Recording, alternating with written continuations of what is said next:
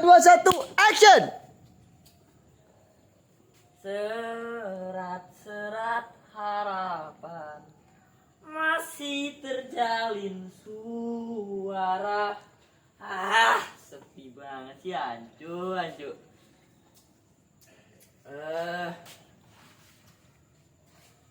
Kotor juga ya. Masih terjalin suaramu terdengar, masih ada terjebak. Semoga besok tak seperti ini. Semoga aja ya kan. Kasihan bapak gue beliin alat-alat tapi gak ada yang mau beli. Dosa juga nanti. Mbak Pinut. Halo. Selamat. Halo Mas, selamat malam. Selamat malam. Boleh bertamu ini? Boleh. Wih, kula nuwun. Sudah hampir 5 menit teman-teman kami tidak bertemu. As. Sorry Mbak Pinut, aku sekali membawa catatan tentang pengeluaran kedai kami ini. Apa? Jenenge kedene apa iki? Ini podcast ada tamu. Wih. Halo teman-teman, selamat malam. Perkenalkan saya Rika Smir. Ini adalah podcast pertama Rumah Merdeka. Jadi kami mengundang pun orang-orang Rumah Merdeka sendiri dulu, biar teman-teman tahu apa ya yang dimaksud Rumah Atau Merdeka. biar gak bayar. Kalau tamu kan bayar, Iya. kan? Mungkin dia itu teman-teman. Jadi Iya. kita ngundang orang di dalam. Perkenalkan Mbak Pinut. Boleh memperkenalkan diri? Halo Mas Rika Smir, atau yang biasa kalau di sini dipanggil Mas Boy. Iya. Nama saya Afina Yanur, tapi biasa dipanggil Pinut oleh teman-teman di sini.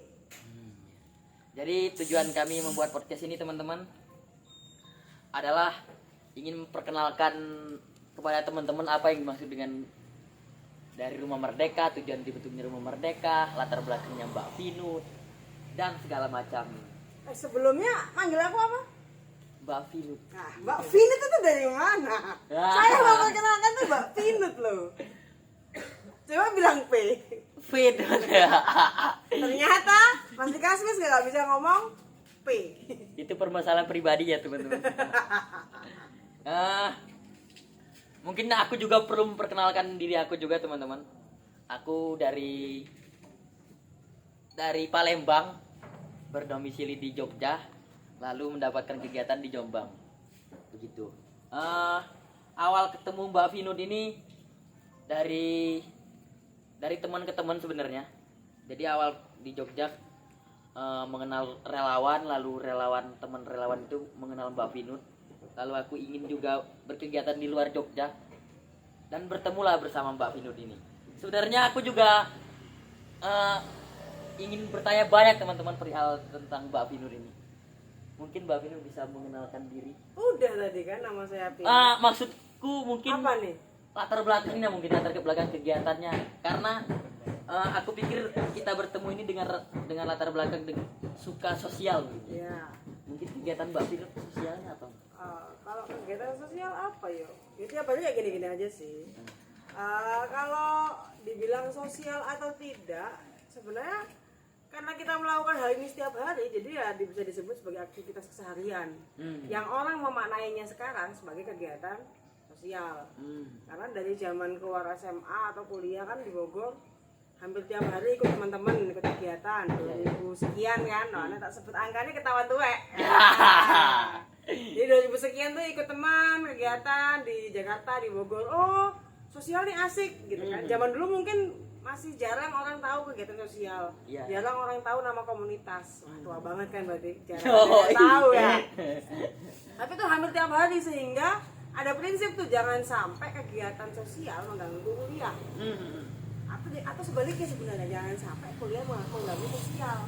Sehingga saya nakal dulu, lebih sering bolos untuk kegiatan sosial. Dari situlah mulai kayak, oh ternyata dalam kegiatan itu aku bisa menemukan diriku dengan lebih pede. Belajar ngomong, belajar dongeng, dan akhirnya ketemulah sama anak-anak. Yoi. Di bencana, di manapun lah. Akhirnya aku belajar dongeng dong ke anak-anak. Akhirnya di situ mau nggak mau berani dong. MC mau nggak mau harus berani karena depan anak-anak nggak mungkin kita diketawain, harus berani pede. Ya wes, akhirnya belajar pelan-pelan sampai sekarang ini. Dan pada akhirnya kita menemukan passion itu nggak semesti di jenjang dunia pendidikan, Mbak. Nggak harus. Karena mungkin saya sekarang ya, aku mikirnya passion diri, daya tumbuh diri itu ya harus dikulik dari pendidikan, sekolah, kuliahan. Ternyata setelah mengenal banyak orang aku pikir menemukan jati diri itu nggak selalu di sekolah ternyata, Mbak.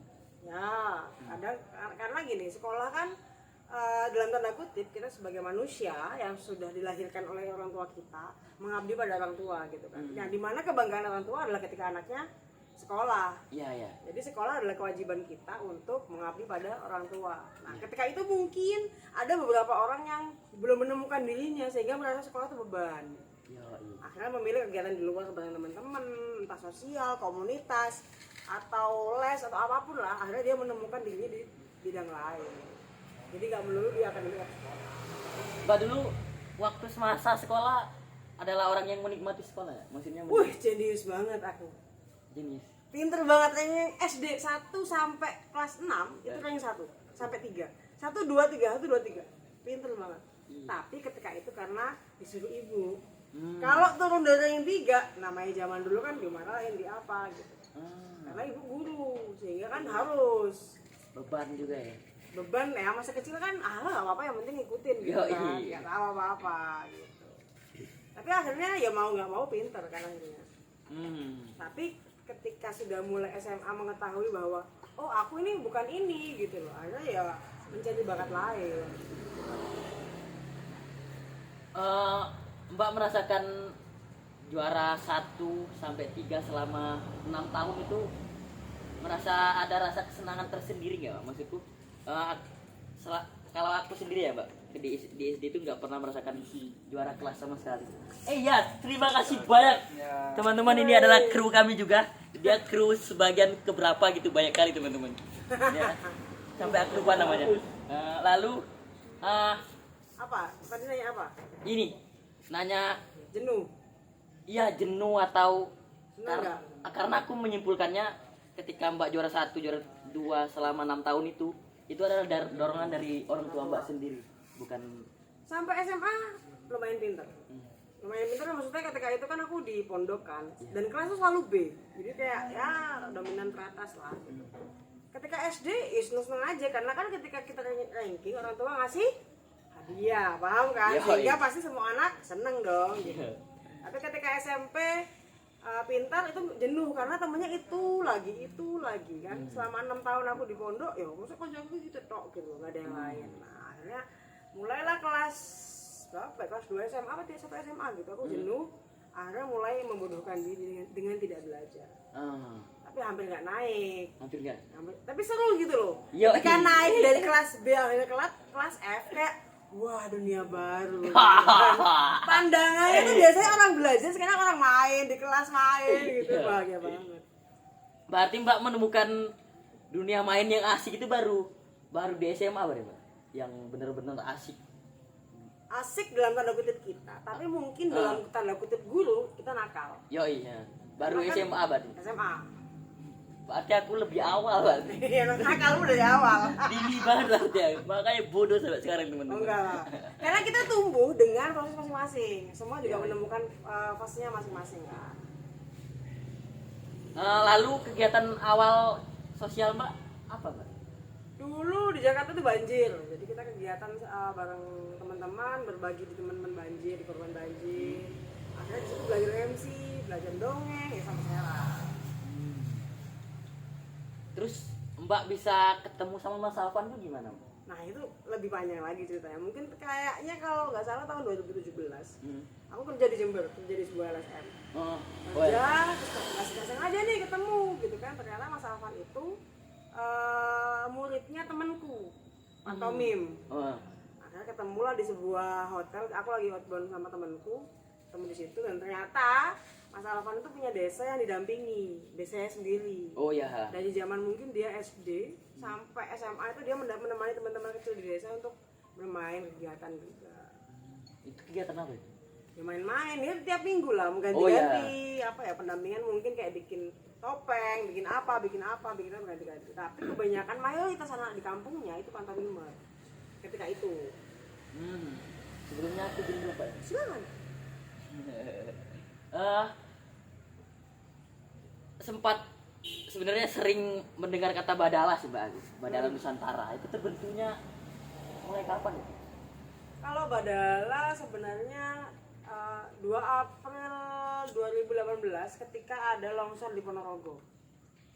Jadi ketika itu saya dari Jember berangkat, terus ngerasa bahwa kegiatanku di sini kok teman-teman sudah punya nama nih. Bukan berarti mencari nama ya. Cuman karena kadang kita butuh diakui sebagai oh ini dari A, dari B, dari C daripada nggak dikenal gitu kan. Karena kalau ketika nggak dikenal tuh orang kayak ngeremehin gitu loh. Ya udahlah menemukan nama Badala dari teman-teman di Solo. Karena di Solo itu kan teman-teman biasanya ngomong gini, wah Badala gue gini, ngono gitu. Oh, pernah dengar nggak? Iya. Orang Solo kebanyakan gitu, Badala kayak udah kayak dus gitu. Iya. Badala gue gini, nah ini kayak nama Badala asik deh. Karena itu kan kayak kalau di Jawa kayak Cilu Badala itu mengagetkan gitu. Nah dari situ mulai namanya kegiatan yang dari 2000 sekian sampai 2012 nggak ada nama. Nah baru 2012 kita pakai nama Badala. Kegiatannya mendampingi anak-anak gitu. Sama mendampingi anak. Cuman ketika itu lagi-lagi kita di fase menemukan diri itu kan beda-beda. Di fase itu aku nggak tahu namanya pendampingan anak. Pokoknya aku pengenku dolanan, pengenku mau dongeng, pengenku ke anak-anak mau ngapain gitu. Iya. Sehingga ketika itu pun belum ada nama pendampingan anak. Badala baru menemukan nama pendampingan anak kemarin. Ya pokoknya fest bulan Juli berarti. Wih. Bulan Juli 2022 setelah sekian tahun. Berarti nama itu sebatas nama ya sebenarnya. Nama. Kegiatannya apa ya enggak tahu, pokoknya main gitu toh. Ya, yang ditekanin adalah kegiatannya. Terus ketemu Mas Alvan kan, Mbak? Sedangkan Mas Alvan kan dia bergelutnya di bidang pantomim. Sebenarnya agak melenceng ketika tujuan kegiatan Mbak itu mendekati anak-anak, bermain, mendongeng. Itu kan nggak sejalan sebenarnya Mbak. Terus bisa ketemu sama Mas Alvan itu karena satu jalan berbeda atau gimana? Yang nggak banyak orang tahu, Mas Alvan juga mendampingi anak-anak di sana. Dia punya anak-anak dampingan, namanya Anak Hebat Condro. Yang nggak sengaja namanya sama dengan namanya anakku yang di Sumbito. Kita punya nama anak Hebat Menturo, ternyata Mas Alvan di tahun yang sama, kita belum kenal ya, punya namanya Anak Hebat Condro. Contohnya itu biasanya Mas Alvan. Nah di sana dia tiap minggu mendampingi dari Mas Alvan kecil sampai Mas Alvan gede, anak-anak itu yang dampingi sampai sekarang. Jadi ya kegiatannya sama sih sebenarnya. Setelah pertemuan di hotel itu sering ngadain kegiatan bareng. Bahasanya gak enak ya pertemuan di hotel gitu kan. Setelah dari hotel Mas Alvan bilang, main Mbak ke desaku. Yoi. Ketika itu dia punya drama. Nah drama kolosal yang biasanya kita mainkan, pertama kali aku lihat di desanya Mas Alvan. Jadi di desa yang ketika itu bener-bener yang, di tengah kota ada kayak mungkin bahasanya apa ya? Masyarakat kecil lah, rumah-rumah kecil gitu. Tapi daerah lebih sempit. Itu guyup banget ketika main drama. Wah ini keren banget sih. Kan mulai ngefan gitu ya ceritanya. Berarti drama kolosal itu udah lama berarti ya? Awal mulanya aku kurang tahu tahun berapa, yang jelas yang aku tahu dari Mas Alvan tahun itu tahun 2017. Mungkin teman-teman atau aku sendiri juga nggak paham sih yang dimaksud drama kolosal apa sih? Drama kolosal apa sih? Drama kolosal itu jadi kita ngajak teman-teman kecil atau anak-anak kecil untuk bermain atau belajar tentang sejarah melalui seni peran. Jadi kita main drama nih kayak teater, tapi barengan, berarti nggak usah ngapalin naskah. Nah itu nanti naik ke siapa? Naik ke Mas Alvan langsung aja. Nanti ada sesinya teman-teman. Sangat padat sekali, terstruktur banget teman-teman podcast kami ini. Padahal namanya. Lalu kepikiran membentuk rumah sanggar Rumah Merdeka ini gimana itu Mbak? Nggak kepikiran sebenarnya. Karena kan sebelum sekarang kita udah nikah nih ya. Sebelum itu kita punya masing-masing. Aku pribadi punya Badala, Mas Alvan punya sekolah pantomim. Nah kita beda nih, kegiatannya beda gitu. Terus pas ternyata bapakku minta aku pulang ke Jombang, dikontrakkanlah rumah ini tahun pertama. Tahun pertama. Nah disitulah aku ketemu dengan beberapa teman banyak banget gitu kan. Ada namanya Cak Pentol, ada namanya Le Alan, ada namanya Mbak Intan, dan banyak banget teman-teman yang ngebantu. Ketika itu namanya bukan nama pertama Rumah Merdeka itu dari temen juga, namanya Mbak Ilsa kan. Wah ini nggon apa jenenge nganggur tapi asik ya. Kita merdeka banget. Nah disitulah bikin namanya Rumah Merdeka. Kalau nanya sama masyarakat sini, mereka nggak tahu Rudeka sebenarnya. Taunya apa coba? RM. Karena singkatan pertama kita bukan Rudeka. RM. Jadi anak sini taunya Banang dinang RM ta gitu. Nggak tahu Rudeka. Terus Mbak Pinun ngajak Mas Alvan ke Rumah Merdeka gitu? Atau udah barengan ke Jombang nih sama Mas Alvan? Nah karena saya nggak punya teman lagi, ya tidak aja. Diajaklah ke Rumah Merdeka. Ya. Karena sebenarnya loh ini rahasia sampai tidak udah umum sih. Zaman ketika itu ngindili. Ke zaman aku di Jember melu nang Jogja, ternyata melu nang Jombang aku ngindili dalam rangka menuju itu menujunya itu teman-teman aku kurang paham itu. Nanti kita kulik aja ya nanti. Lalu kegiatan awal tujuan membentuk Rumah Merdeka itu tadi apa? Apa yo? Karena kita sebagai relawan yang sering kemana-mana ke kota lain juga, kita sering nggak punya rumah untuk singgah. Tidurnya di mana? Pom bensin, ya kan? Tidurnya di pinggir jalan. Pernah aku dijatuhin di pinggir jalan, pernah. Pom bensin pernah. Terus numpang-numpang gitu. Nah, disitulah mulai keresahan bahwa kita harus punya rumah untuk orang-orang yang bepergian biar mereka punya rumah singgah. Oh ya, kami sedikit punya suguhan. Apa nih? Ini menarik sekali. Sebelumnya silakan. Ini apa nih? Ini apa ini? Ini wedang sejagat. Kenapa namanya sejagat? Teman-teman, wedang sejagat juga kurang paham aku teman. Mungkin bisa dijelaskan sama Mbak Pinu sendiri. Ini bahannya kok aneh-aneh gini mas? Ini ada bahannya, ini sempat bikin teman-teman sebenarnya aku. Ada serai, lalu ada jahe, gula batu. Ini aku makan boleh ya? Boleh banget. Ditawarin ke aku juga boleh sebenarnya. Yang aku kok. Ada apa ini namanya, Pak? Semacam merumputan akar yang tua, alang-alang. Ternyata alang-alang itu juga punya manfaat, teman-teman. Aku lupa manfaatnya apa. Pokoknya ada manfaatnya itu. Lalu ada semacam apa itu ya, Mbak? Yang kecil-kecil itu kapulaga. Secang. Nggak ada. Oh, nggak ada secang ya. Ya pokoknya tentang wedang-wedangan teman-teman. Lalu kembali lagi tentang perjalanan Mbak Finut dan Rumah Merdeka. Berarti tujuan awal membentuk Rumah Merdeka ini adalah kegiatan, Mbak. Belum, jadi aku bilang rumah singgah. Rumah singgah. Awalnya rumah singgah dulu. Belum ada kegiatan apa belum sebenarnya. Cuman karena kita berdua sering berkegiatan dan suka berkomunitas, nah kita bikinlah kegiatan. Awal kegiatan pertama Rumah Merdeka apa? Namanya Petuan. Apa itu? Kita mengumpulkan komunitas di Jombang. Sejombang. Saat itu ada absennya sekitar 30 sekian lah yang kita kumpulkan. Sampai ada komunitas hantu datang. Dia datang, saya ada komunitas hantu. Dia malah bagiin kartu nama. Terus dia lihat, di sini ada Mbak, di sini ada, di sini ada. Ada bener ada. Sampai sekarang. Loh, kok serem. Tapi entah orangnya kemana.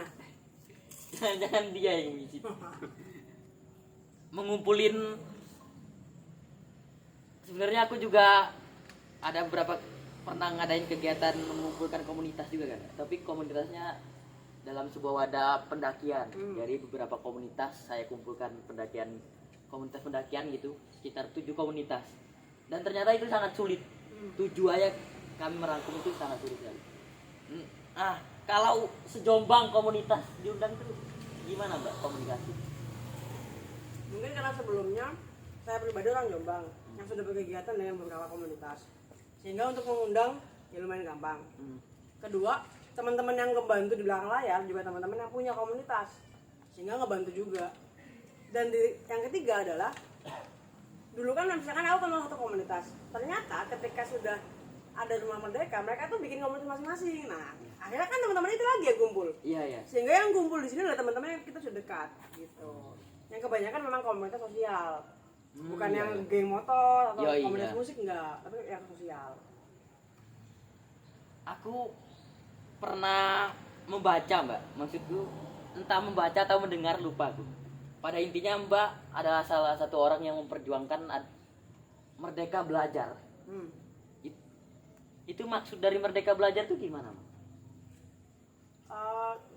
Sedikit dikulik bahwa sebenarnya bukan memperjuangkan, cuma menyuarakan. Karena kan ketika kita kecil kita punya pengalaman bahwa ketika belajar dengan dipaksa dalam tanda kutip di sekolah, mungkin ketika itu aku tidak menemukan diriku, gitu. Sehingga aku butuh bagaimana orang lain memaksaku untuk menemukan bakatku. Bahkan aku baru menemukan bahwa aku adalah relawan di tahun-tahun ini gitu kan. Sebelumnya kan aku kenapa sih gak jelas gitu.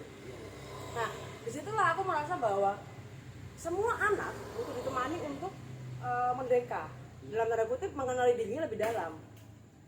Sehingga ketika di sekolah pun kita harus tahu belajar ini untuk apa. Iya.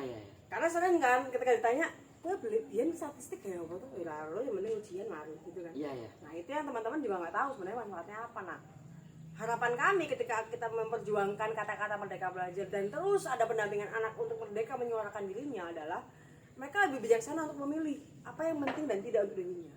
Mereka lebih tahu bahwa oh iki aku iso, oh iki aku gak, nek gak iso piye? Sinau meneh ta gak? Atau misalkan oh aku angkat tangan karena bidangku di yang lain gak masalah. Jadi kayak guru aja di sekolah satu guru satu mata pelajaran. Lah anak dikon menguasai kabeh. Udah gitu ranking satu cuma satu. Nah kalau ranking satu gak boleh gak masalah. Iya kan?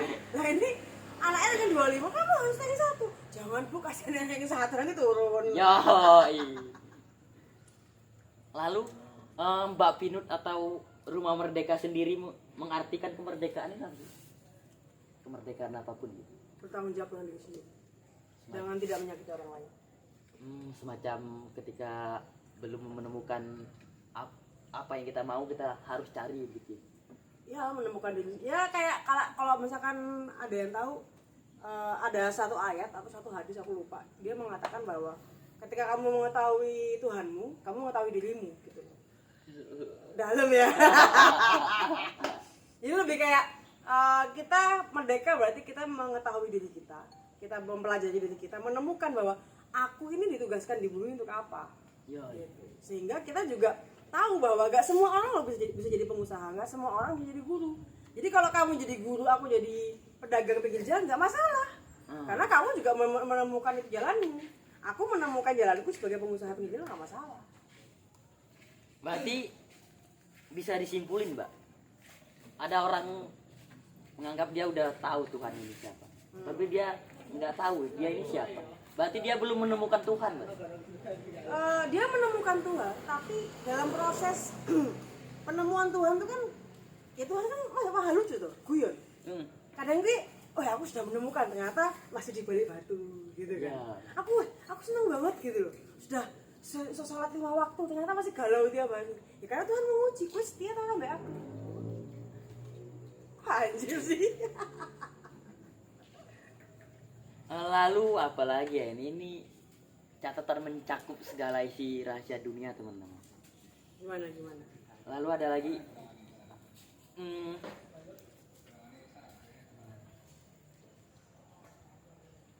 yang mendorong atau udah terjawab ya mungkin ya? Apa? Yang mendorong Mbak menciptakan Rumah Merdeka ini?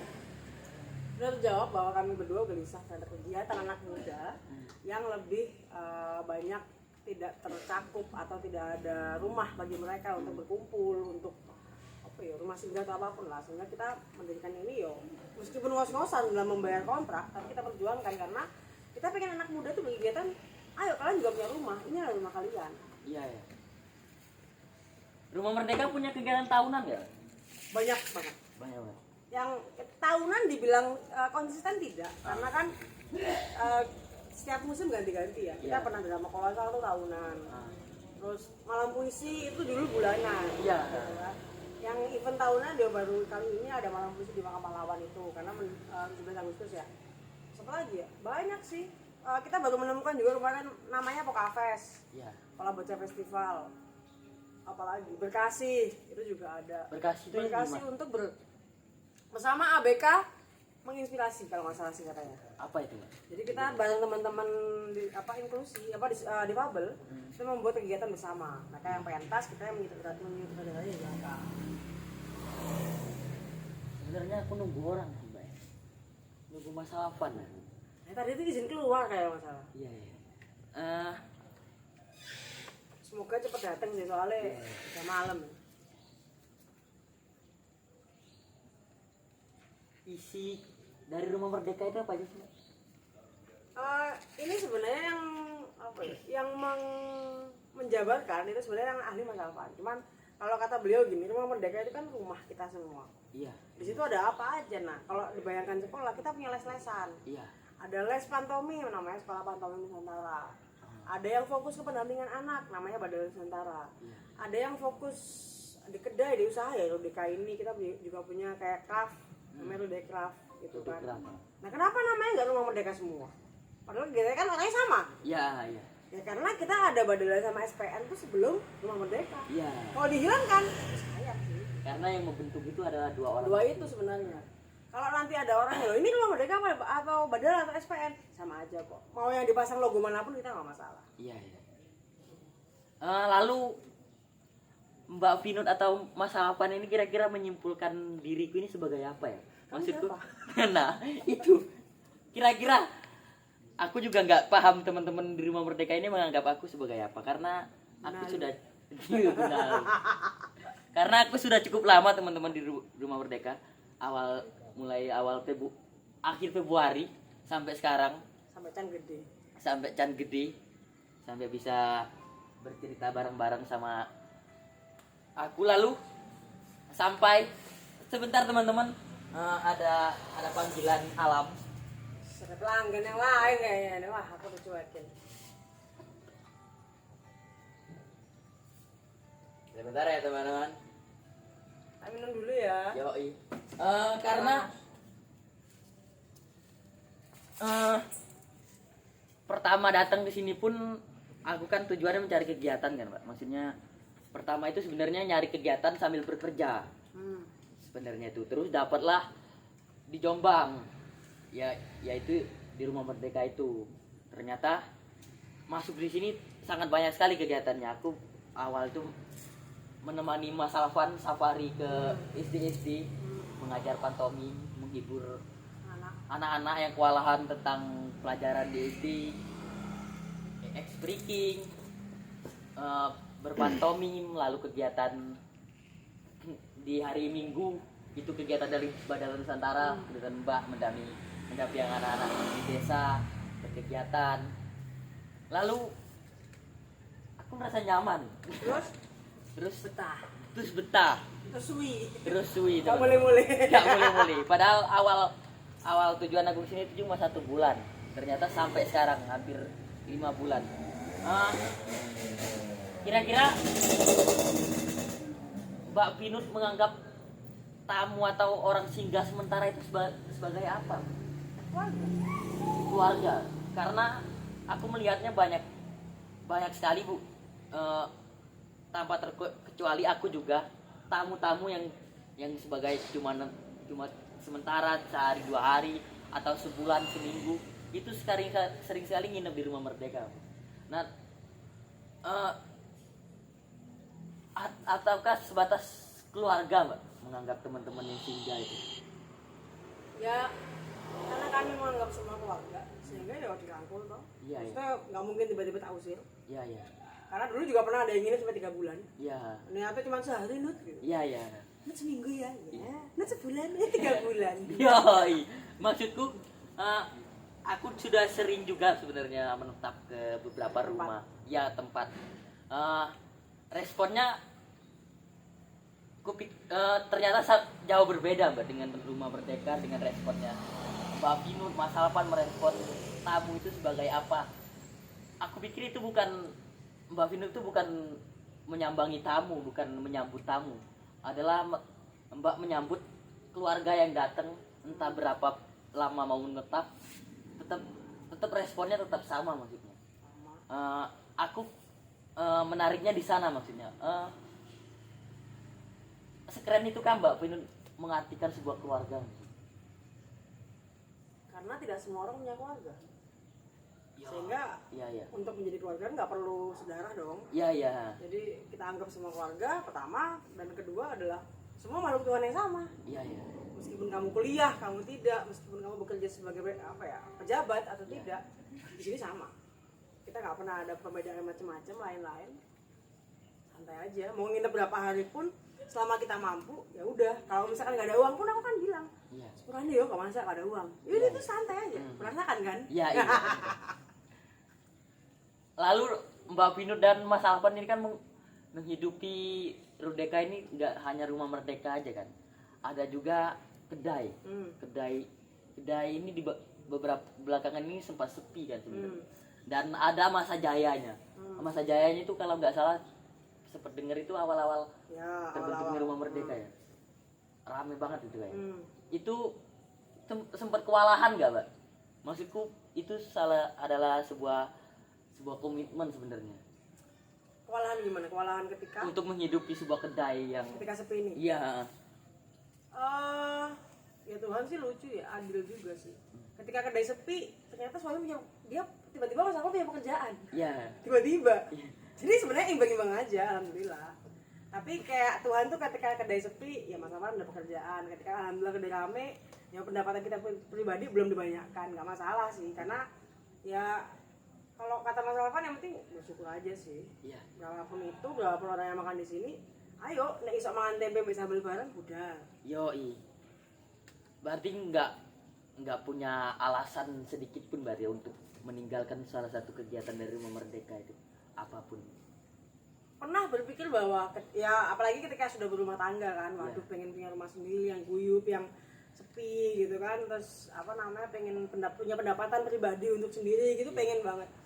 Cuma lagi-lagi berpikir ketika kita ngontrak di rumah kecil yang mungkin harganya jauh di bawah ini bisa, tapi jiwa kita bahagia nggak? Ya kita pribadi sih enggak.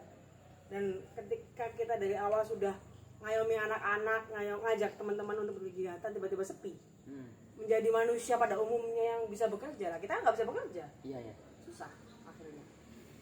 Tapi akhirnya kita putuskan ada nggak ada uang, ayolah berjuang, Tuhan nggak bakal diem. Dan terbukti ternyata hidup itu nggak perkara tentang uang aja. Butuh tapi. Butuh dari. Aku dari SMP itu Mbak nggak pernah bawa uang jajan sekolah. Sampai akhirnya aku bisa menyimpulkan sampai sekarang sih bener sebenarnya. Aku tuh nggak pernah berat kepikiran gitu hari ini iya uang hari ini ya harus megang uang seberapa biar bisa bergabung sama teman-teman. Dan aku bersyukur ada sebuah lingkungan yang nggak paham juga perkara tentang uang itu. Jadinya sebuah kesimpulan itu diiringi dengan lingkungan juga gitu.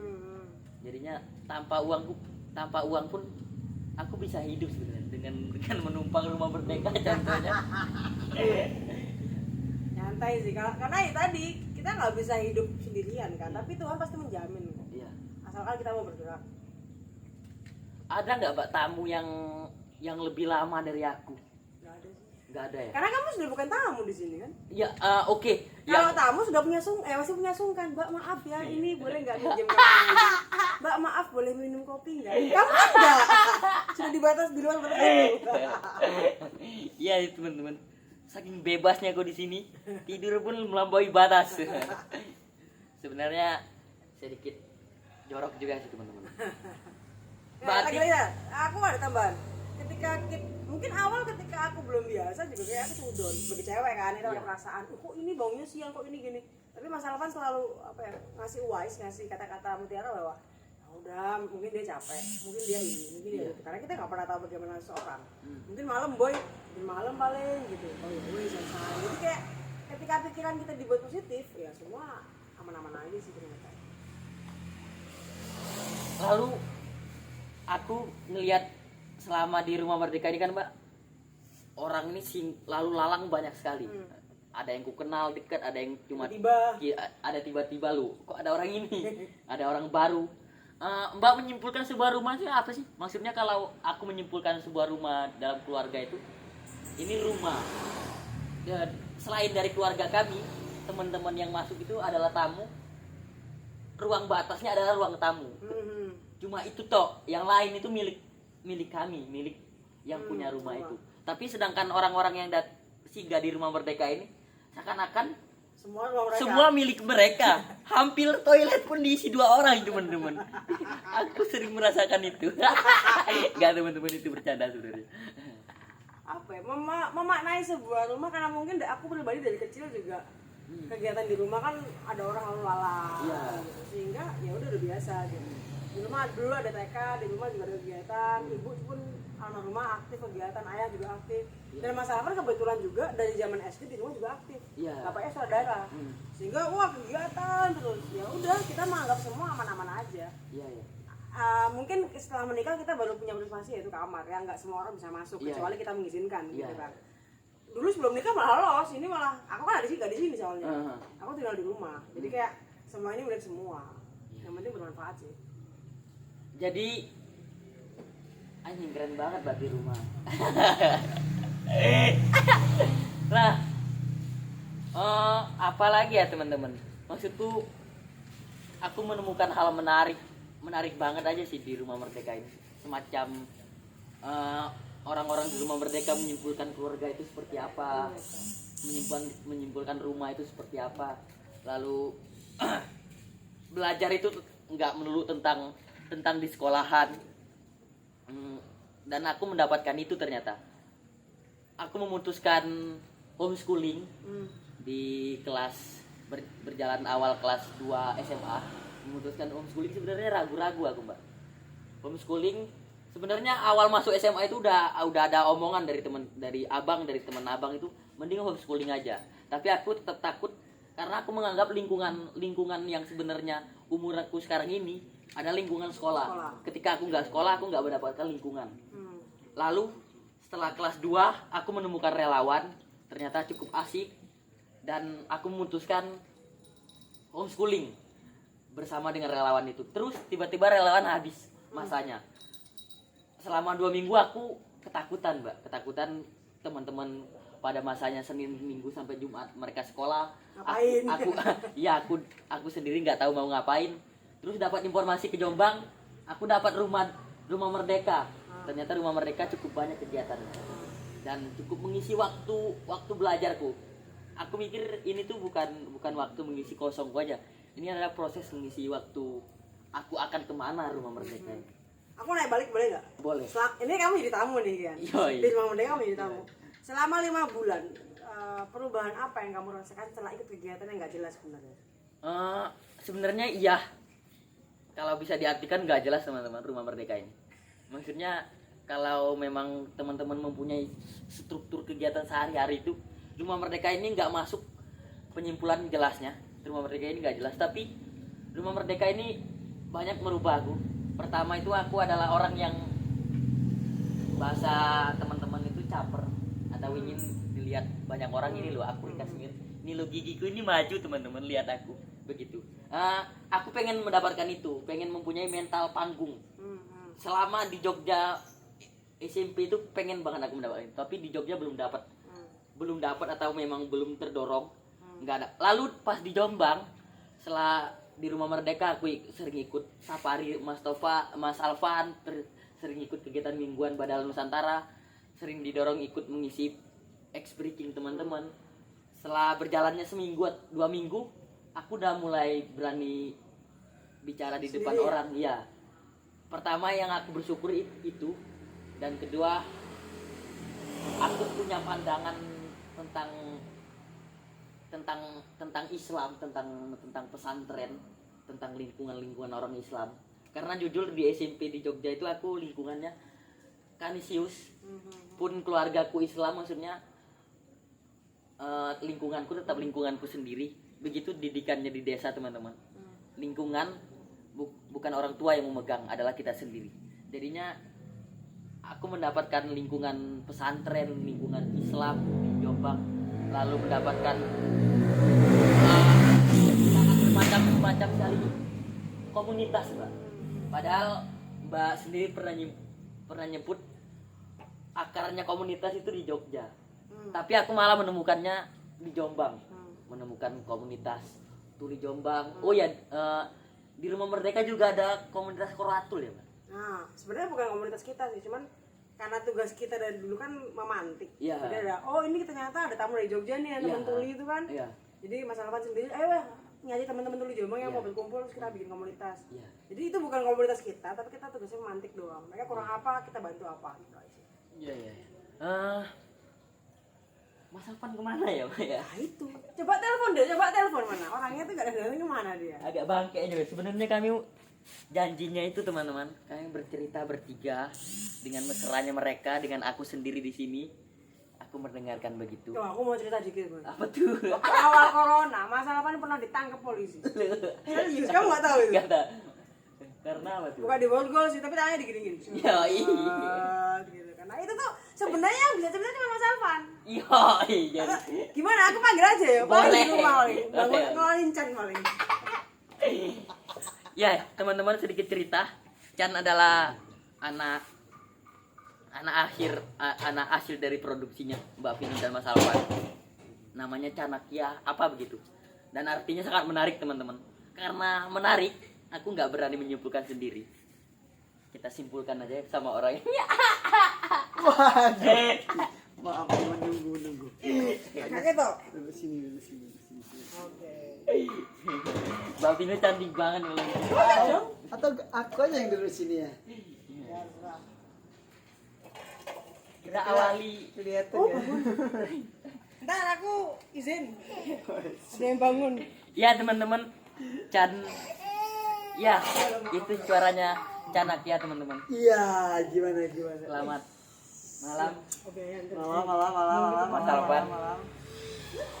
Ya, perkenalkan teman-teman, ini Mas Alvan. Bisa memperkenalkan diri sendiri. Oh iya, halo teman-teman, saya Alvan. Biasanya teman-teman manggil saya itu Alvan Tommy. Iya. Ngobrol-ngobrol asik ini kayaknya ya. Kami sangat jauh sekali, Mas. Obrolan kami tadi perkara Padalang Nusantara, Rumah Merdeka, terbentuknya Rumah Merdeka, pertemuan Mas Alvan dan Mbak Vinut. Terus terjadinya sebuah kegiatan yang besar di Rumah Merdeka ini. Lalu aku ingin langsung menanyakan tentang SPN, Sekolah Pantomim, karena aku pikir pantomim ini bukan kuasanya Mbak Vinut untuk menjelaskan. Wah, untung saya tadi tidak di sini ya. Iya. Kalau di sini saya khawatir ini bersin terus ya. Oh iya, jadi ya seperti itulah. Mungkin sudah dijelaskan sama Pinut panjang lebar. Kebetulan saya tidak sengaja membuat suatu sanggar belajar yang kita namai sebagai Sekolah Pantomim Nusantara. Jadi Sekolah Pantomim Nusantara ini wadahnya teman-teman belajar tentang pantomim, mengekspresikan dirinya, membebaskan imajinasinya. Dan di dalam pantomim, di dalam Sekolah Pantomim Nusantara juga kami tidak hanya berkomunitas dengan orang-orang dewasa saja, tidak. Tapi di sana di Sekolah Pantomim Nusantara kita juga berkomunitas dengan anak-anak, Iya. juga ada yang disabilitas tunarungu, Iya. dan juga ada beberapa teman-teman remaja yang ingin ikut mengembangkan dirinya di bidang seni pantomim. Berarti siapapun boleh itu, Mas. Siapapun boleh. Ikut dalam kegiatan Iya, SPN, iya. Mas Alvan. Mas bergerut di pantomim itu sejak kapan? Aku berpantomim ini sejak 2013 Itu pada masa-masa apa ya? di SMA. Kabupaten Jember. Kabupaten Jember. Saya kan memang kelahiran Jember. Yo. Pada masa-masa jalanan ya. Yoi. Dekat jalan dengan jalan. Jadi menyimpulkan memilihnya pantomim karena ya awal mula kan belajar di seni pertunjukan, teater, dan sulit untuk menghafal naskah ya. Iya. Keangelan atau kesulitan untuk berbicara dan lain sebagainya, sehingga memilih di dunia pantomim. Karena dalam pantomim saya sendiri ini merasakan merdeka, merasakan bebas mengekspresikan diri. Hanya dengan seni imajinasi, cuman gerak, cuman ekspresi, orang-orang sudah bisa terhibur atau lain sebagainya. Wah, kita ada tamu lagi. Wah, Selamat malam teman-teman. Maaf kami tidak bisa menyambut Anda di sini karena Anda tidak spesial. Lanjut Mas. oh iya. Jadi ya seperti itulah cerita di sekolah pantai Nusantara. Wah iya, perlu sampaikan ini. Kalau teman-teman ingin gabung juga bisa gabung saja. Ya. Latihannya itu setiap hari Jumat. Ya. Setiap hari Jumat jam 3:30 dimulai. Ya. Kalau datang di sini habis Jumatan nggak masalah, karena di sini rumah Merdeka. Ya. Bisa tidur di Jumat dulu. Letak Rumah Merdeka ini di mana Mas? Mungkin. Wah, benar. Nah, Rumah Merdeka ini kita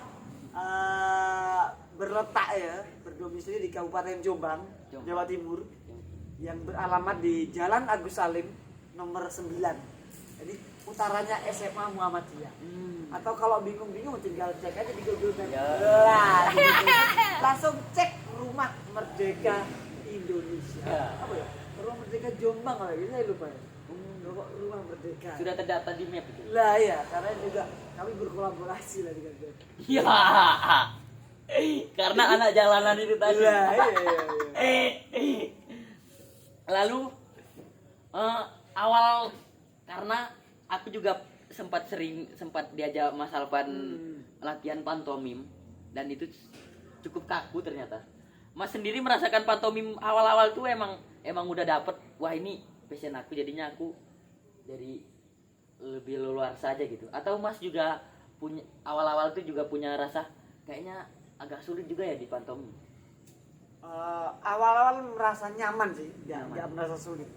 Mungkin terkait dengan keindahan pantomim saya ketika tampil tuh sudah layak ditonton, sudah ada estetikanya, sudah bagus atau tidak saya nggak ngerti karena saya pada waktu itu masih belum sempat mewawancarai orang-orang penonton. Tapi yang saya sendiri rasakan nyaman, nyaman di pantomim. Kemudian teman-teman mengapresiasi, weh kamu kalau di pantomim kok lucu ya, dengan postur tubuh kamu yang kurus ya. Kamu terlihat lucu sebetulnya. Akhirnya timbul kepercayaan diri yang semakin meningkat sampai pada puncak akhirnya saya menyimpulkan saya pantomim. Titik.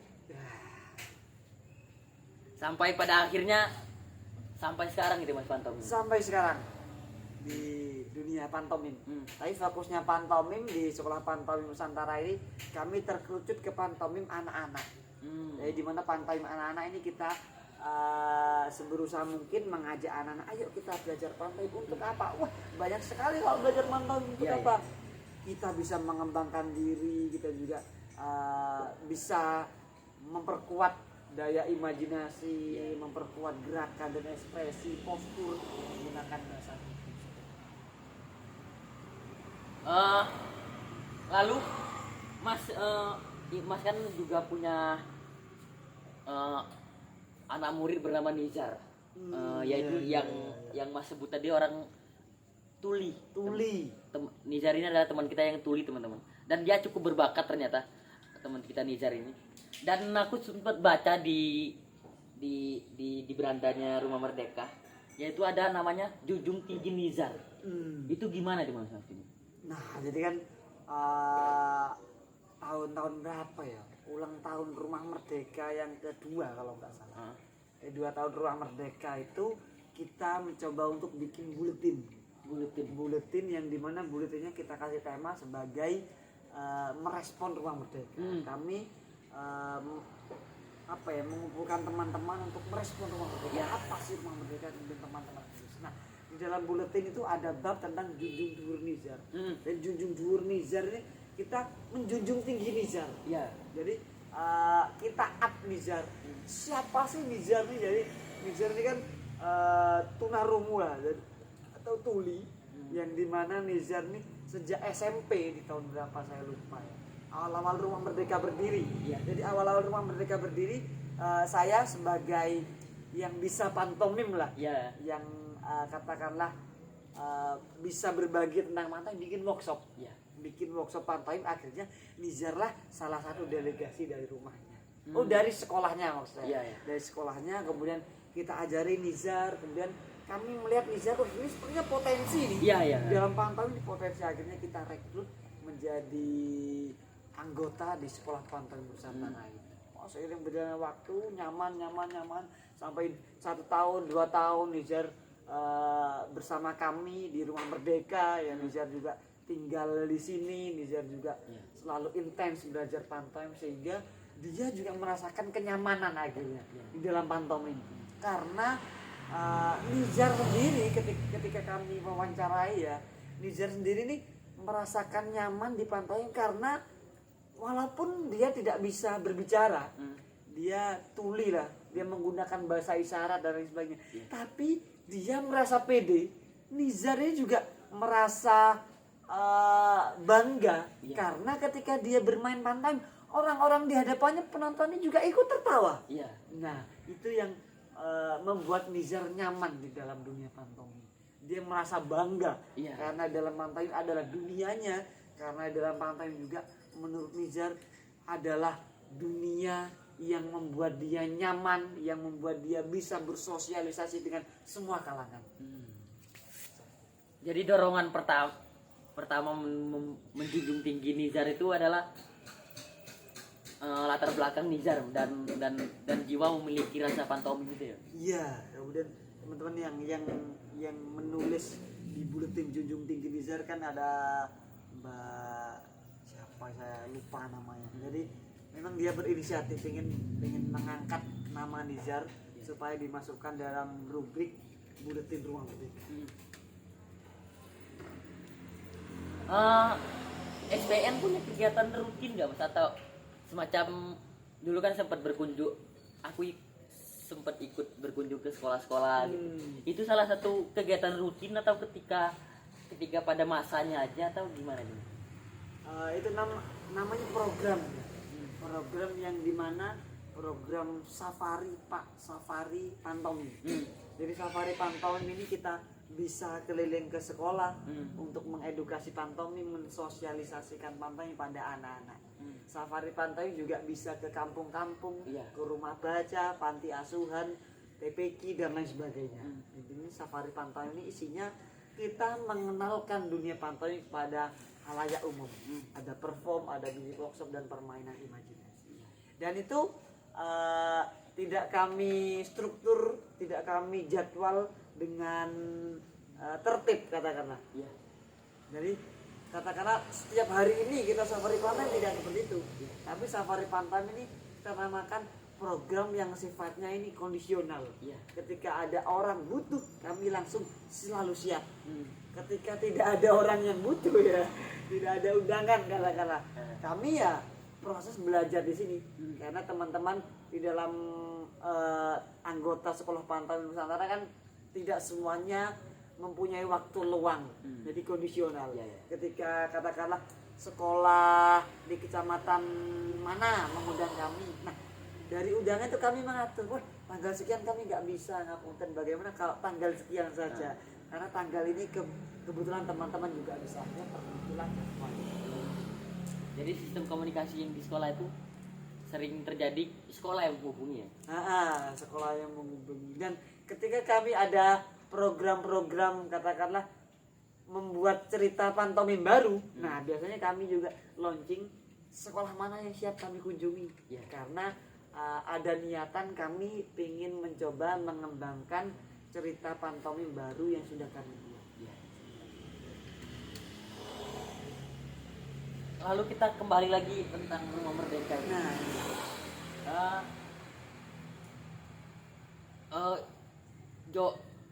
Indonesia kan sempat terdampak virus corona yang sangat meluapkan kemarin itu.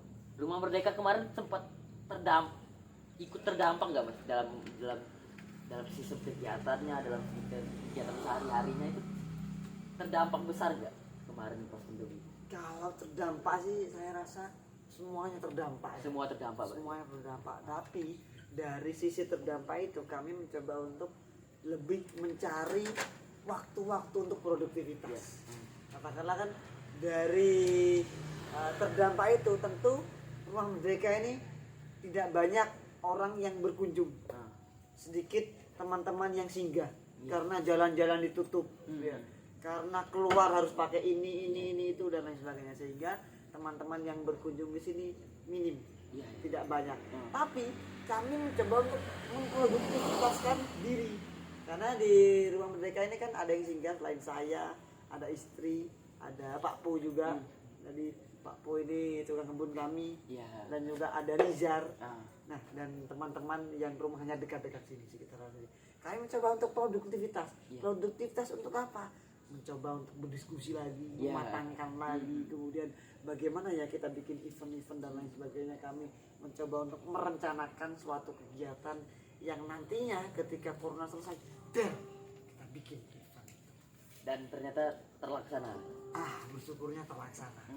Karena menurut kami pandemi ini mengajari kami untuk kerinduan, memupuk sehingga waktunya panen langsung dipanen.